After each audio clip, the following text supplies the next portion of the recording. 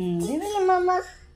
Pinatirang Milo ng anak ko, yung gatas, gagawin kong popsicle dito. Ito ko ilalagay. Di ba na mama?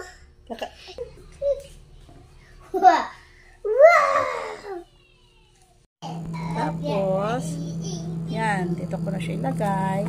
Yan. Yan, dito ko na ilagay.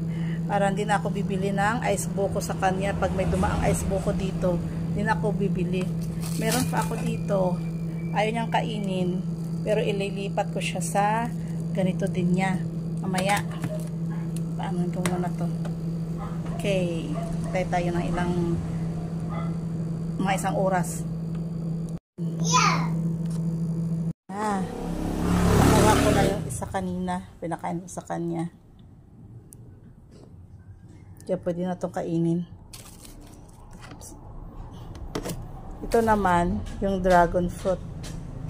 Dragon fruit to eh. Gusto mo pa? Bawasan na. Sarap?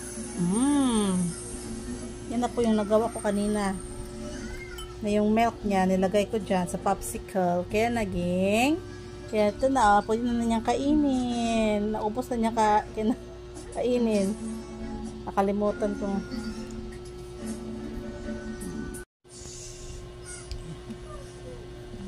Nalibre na yung pambili namin ng ice buko ni Toto. Ito na lang yung gawin ko. Gatas yung ginamit ko. Gatas niya.